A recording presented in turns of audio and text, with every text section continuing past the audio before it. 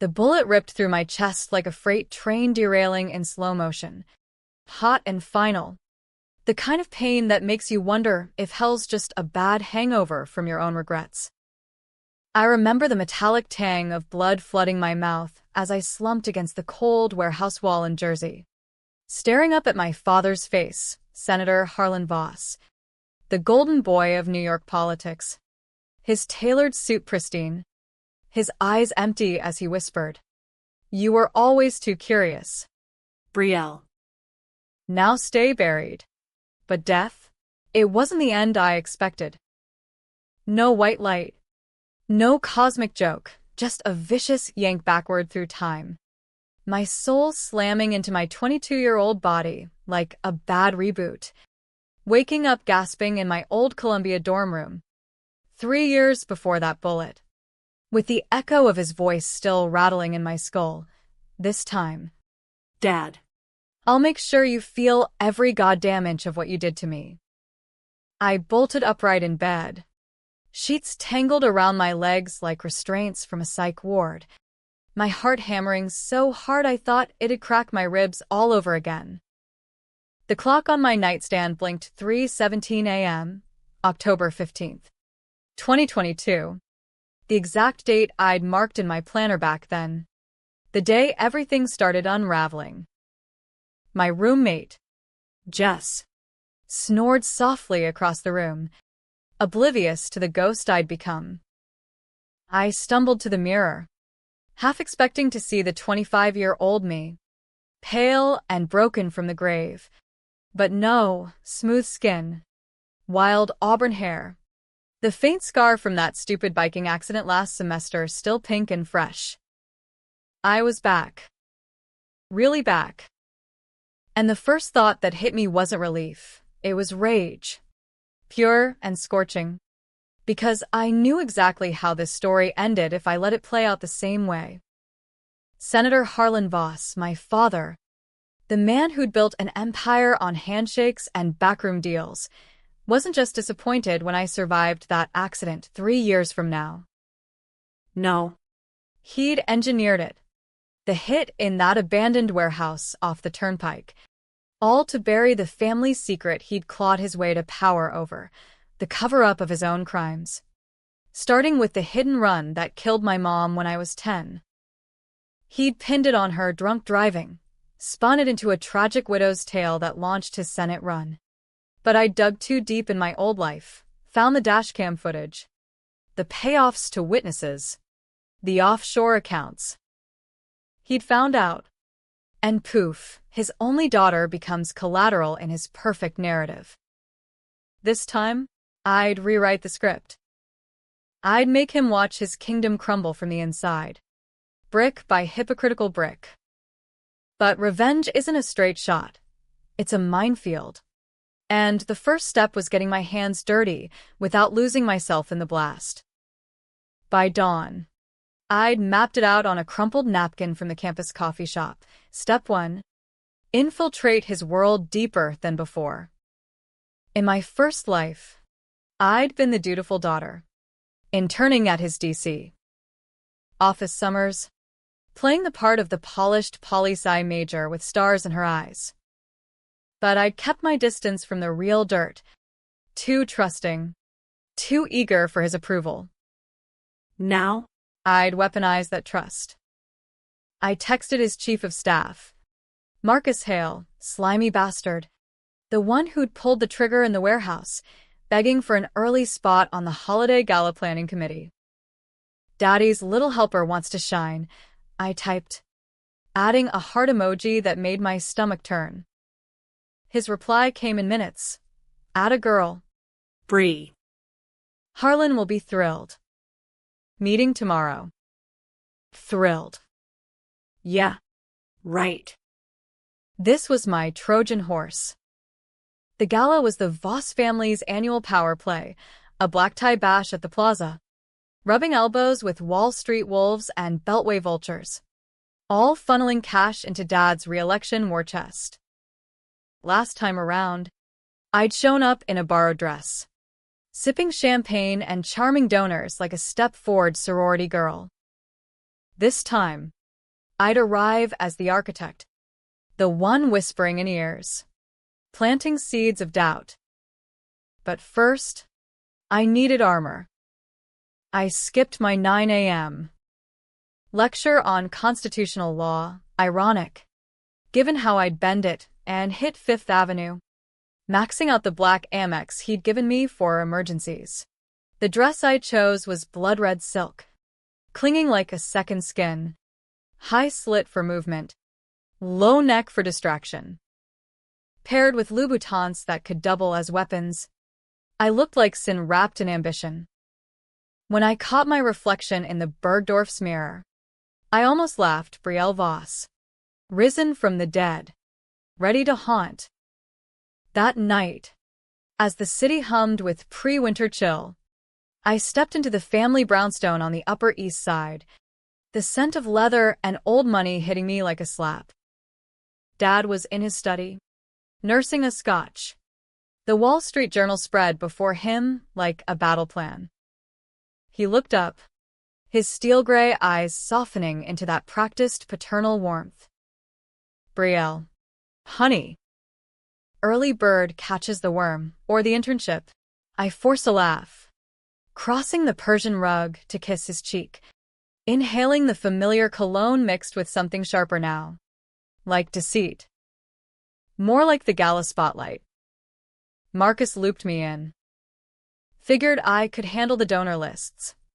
He paused, glass midway to his lips.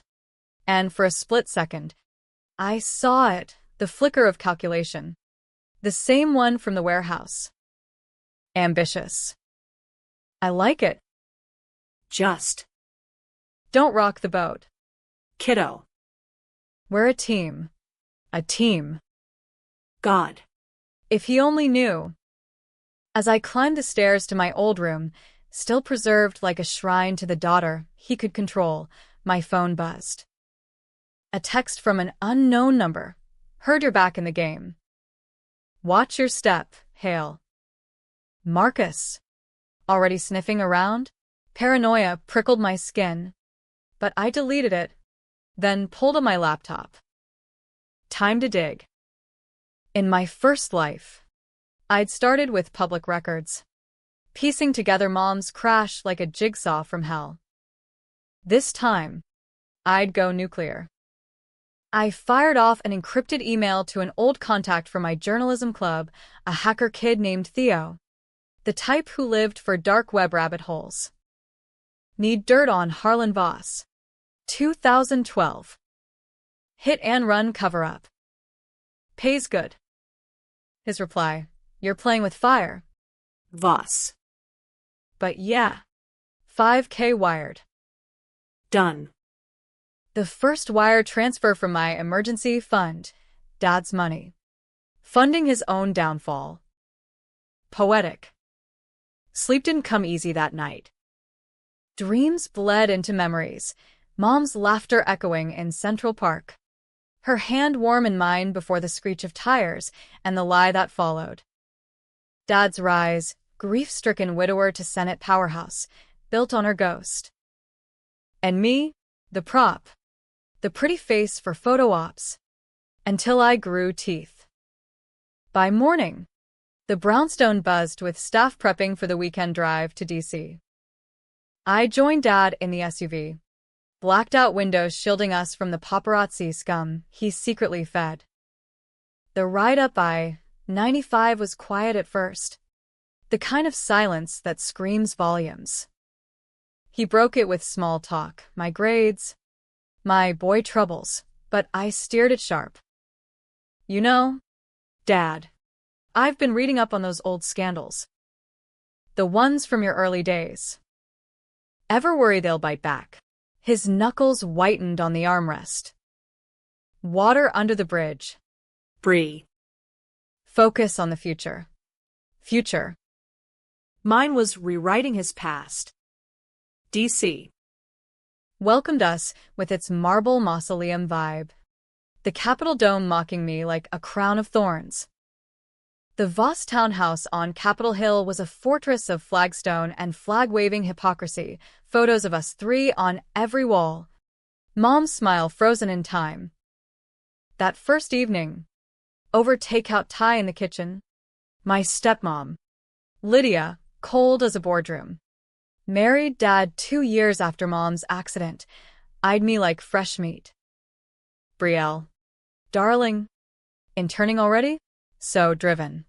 Her voice dripped honeyed venom. In my old life, she'd been the one whispering in his ear about my instability when I started asking questions. I smiled back. All teeth. Family trait.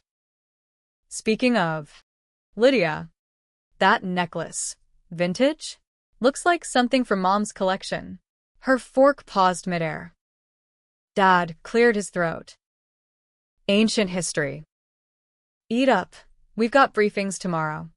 The internship briefing was a whirlwind of wonks and whispers. Marcus Hale at the helm, his gelled hair and shark grin unchanged. He handed me a stack of files, donor bios, policy memos, but slipped in a sticky note. Eyes on you. Creep. I spent the day charming the staffers, filing away names and grudges. But my real work happened after hours. Theo's first drop hit my inbox at midnight. Grainy PDFs of bank transfers from 2012. Voss Family Trust to consultants who'd vanished after Mom's crash. One name jumped out, Victor Lang, the truck driver Dad had silenced with a fat check and a one-way ticket to nowhere. Victor was alive, holed up in a Philly halfway house, according to the trail. Jackpot. But revenge is a jealous mistress, and it started clawing at me that week. During a donor lunch at the Hay Adams, I overheard Marcus on a call in the powder room. Yeah, Harlan. The girl's sniffing. We contain it early, or it blows. My blood ran cold. The girl. Me? Already? I excused myself early, feigning a migraine, and holed up in the townhouse basement, poring over the files. The deeper I dug, the uglier it got. Not just Mom's cover-up, but a web of it, kickbacks from Big Pharma during Dad's health committee days, rigged contracts that left families like ours shattered. He'd gambled our legacy on lies, and I'd paid with my life. That night, staring at a photo of us at my high school graduation, his arm heavy around my shoulders, I felt the first crack in my resolve. Was I saving the truth, or just becoming him?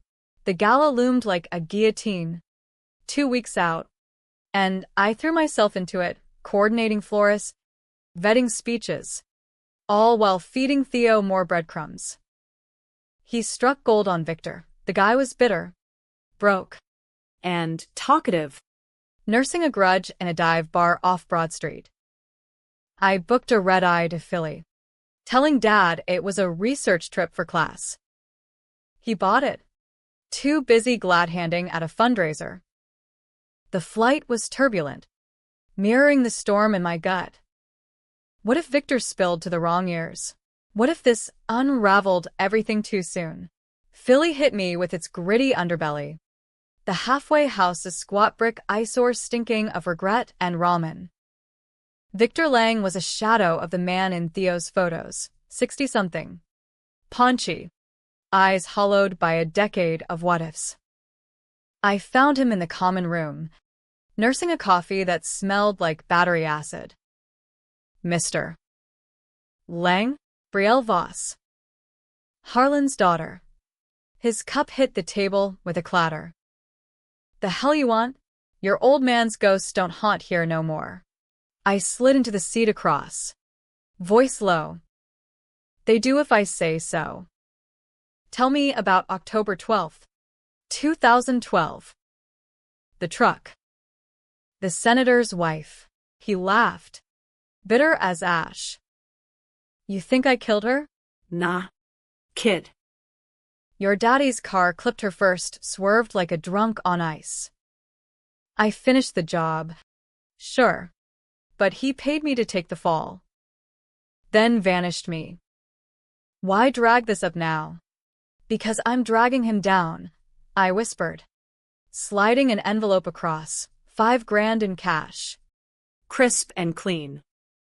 Record this. Every detail. And if you want more, testify when the time comes. His eyes gleamed, greedy and vengeful. We talked for hours, him spilling the mechanics of the payoff, the forged police reports, the threats that kept him silent. By the time I left, my phone held an audio file that could topple empires. But as the train rocketed back to DC, doubt not, Victor was a loose end, a man who'd take a life for cash. Was I any better? Buying truth with blood money? Back in the capital, the gala prep ramped up, a frenzy of silk and schmoozing. I cornered Marcus in the hotel ballroom during a walkthrough, the chandeliers dripping light like liquid gold. Betrayal, you're a natural, he purred. Too close. I leaned in, breath hot on his ear. Cut the crap. Hail. I know about the whispers. Dad's secrets? They're mine now. His smile faltered. Just a hair. Careful, princess. Curiosity killed the intern. Threat noted. I filed it away, along with the growing list of allies I'd need, a DOJ contact from my poli-sci prof, a reporter at the Post who'd owe me for a tip on pharma bribes. The night of the gala, the plaza shimmered like a fever dream, gowns swirling amid cigar smoke and clinking glasses. I moved through the crowd like a specter, red dress a beacon, charming the old guard while texting Theo updates. Dad held court at the head table, Lydia at his side, her diamonds winking like lies.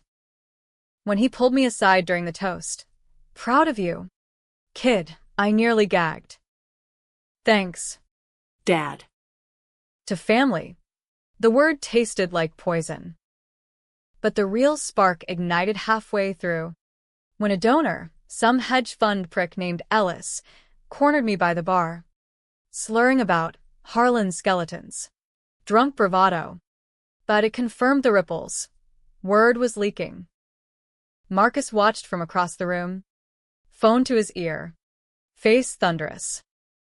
By midnight, as fireworks popped over Central Park, I slipped into the coat room, dialing Victor. "It's done. Send the file to my drop." Static. Then his rasp, "Deal's a deal. But watch your back. The senator's got eyes everywhere." Too late. As I hung up, the door creaked. Marcus. Shadow long and lethal. Betrayal. "We need to talk." He lunged, hand clamping my wrist, breath sour with whiskey. "Your father's orders, back off. Or you're next." The gala's muffled roar faded to a buzz in my ears. This was it. The first real test. In my old life, I'd have frozen, begged. Now? I twisted free, knee driving up into his groin with the force of 3 years' hate. He doubled over, gasping, and I grabbed a stiletto heel from the rack, improvised shank. "Tell Dad the boat's rocking." And I'm the one pushing. I fled into the night, heart pounding, the city a blur of cabs and chaos. Freedom tasted like adrenaline, but the cost? Marcus wouldn't forget. Neither would Dad. The fallout hit like a Category 5 the next morning. Dad's call woke me in the brownstone guest room. Voice ice over the line. "What the hell did you do to Marcus? He's talking lawsuits." "Betrayal." I feigned innocence. Voice syrupy. "Misunderstanding." Dad. He got handsy. I defended myself. Silence. Then a sigh. Relief? No. Calculation. "Come home." We sort this. Home. The trap.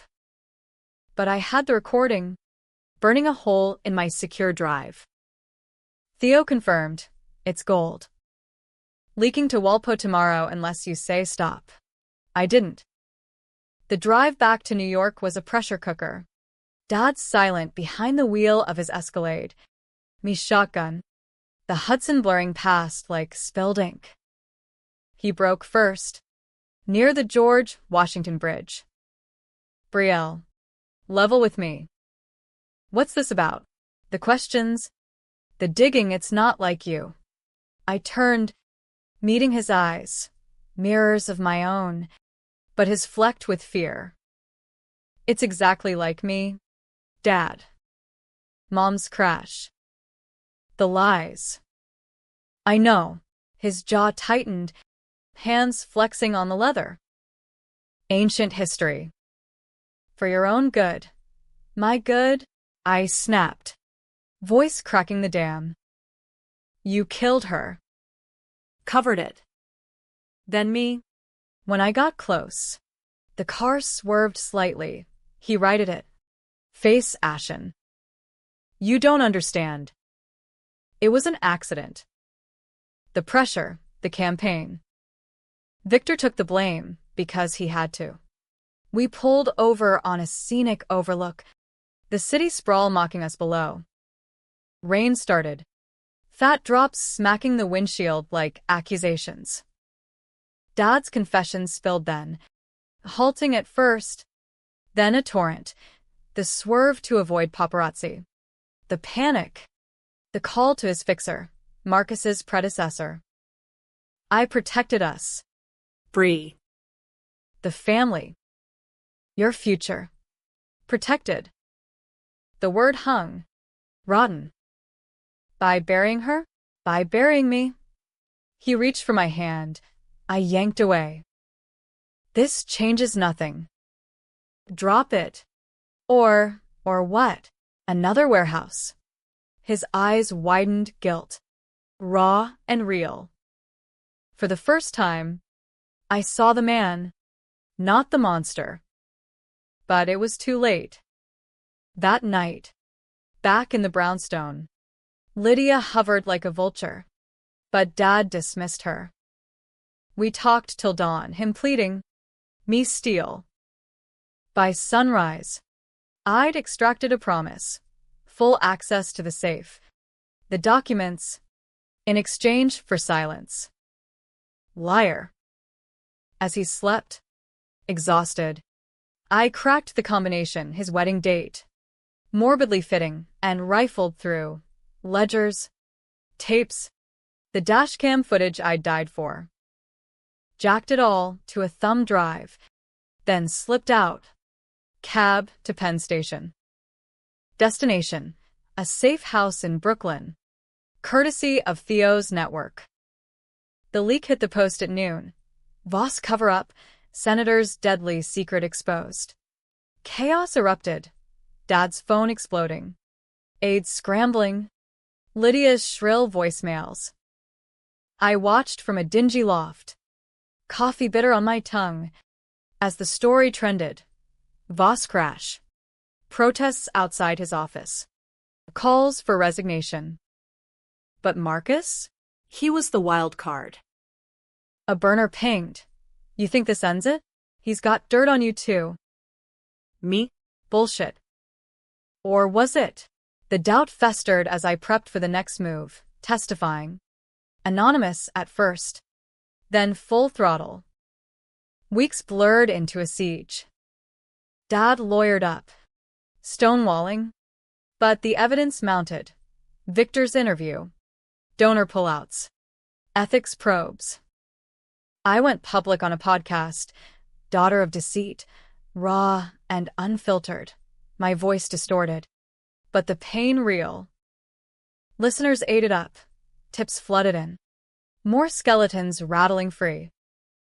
Pharma bribes, election tampering. Dad's empire teetered. But the calls started threats, heavy breathers, a brick through my dorm window. Theo pulled strings. But paranoia gripped. Was Dad fighting dirty again? The confrontation came on a sleet-lashed December night. 3 months in. I got the text. Townhouse. Now. Ash. Heart in throat. I went, unarmed. Stupidly bold. The study was a war zone. Papers strewn. Scotch bottle half empty. Dad stood by the window. Back to me. City lights fracturing through rain-streaked glass. You win. Brielle. It's over. His voice broke. Shoulders slumping. I stepped closer. The red dress from the gala swapped for jeans and a hoodie, battle gear. It's not about winning. It's truth. He turned, face haggard, eyes red-rimmed. Truth? You think this saves you? Marcus, he's got photos. You and that hacker kid. Payoffs. It'll drag you down too. Photos?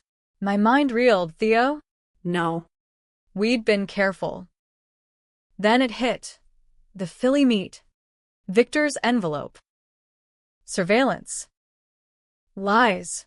I spat. But doubt crept, cold and insidious. Dad pulled a folder from the desk, tossing it at my feet. Prints spilled, me handing cash. Timestamps damning. Forged? Real? I didn't want this. But you forced my hand. Rage boiled, betrayal layered on betrayal. I lunged for the folder. He blocked. Hands on my shoulders. Grip iron. Stop. Join me. We spin it, family healing. Redemption arc. His breath was desperate. Whiskey sharp. We can fix this. The shove came instinctive, me against him. His back hitting the desk with a thud. Papers flew. A lamp crashed, bulb shattering in a pop of sparks. He staggered, hand clutching his chest, face twisting. Brielle. Heart. No. Not like this. I froze as he slumped, Gasping. eyes locking on mine, accusation, regret, love. The room spun. I dialed 911. Voice mechanical. My father's having a heart attack. Send help. Sirens wailed distant. Then close. Paramedics swarming. They stabilized him, barely, rushed to Mount Sinai. I followed in the ambulance, a hand in his, the monitor beeping like a countdown. The hospital wait was purgatory. Lydia arrived. Mascara streaked, blaming me in whispers to the cops. She attacked him, but the bruises? His. Not mine. Dad pulled through, groggy in ICU, tubes snaking like accusations. When he woke, our eyes met. Silent treaty? No. Finish it, he rasped. But know this, your mother's crash. I wasn't alone. Lydia knew. Push me to cover it. Twist of the knife, stepmom. The ice queen. Complicit from day one. The trial was a circus. 6 months of depositions and damning tapes. Dad resigned in disgrace. Marcus indicted for conspiracy. Victor testifying for immunity. Lydia? She flipped, spilling pharma dirt for a plea. Me? I became the face, Brielle Voss. Whistleblower. Testifying in a packed courtroom. Voice steady as I laid bare the rot. The judge's gavel fell. Guilty on all counts. Dad to 15 years. White-collar wing of Sing Sing. As they led him away in cuffs, he paused, looking back. Proud of you. Kid. Finally. Sickness twisted my gut. Pride? From the man who'd feared my survival most? In the end, it wasn't happily ever after. The Voss name? Toxic. My internship dreams, ashes. But I pivoted law school on scholarships. fighting for victims like Mom. Theo and I, partners, in more ways than code. But the mirror still shows scars, the weight of that shove, the what-ifs. Dad died in prison 2 years later. A stroke, they said. But I wonder, did I push too hard? Revenge mended nothing, just reshaped the fractures. Yet here I am, Alive. unburied. And that's the win he feared most.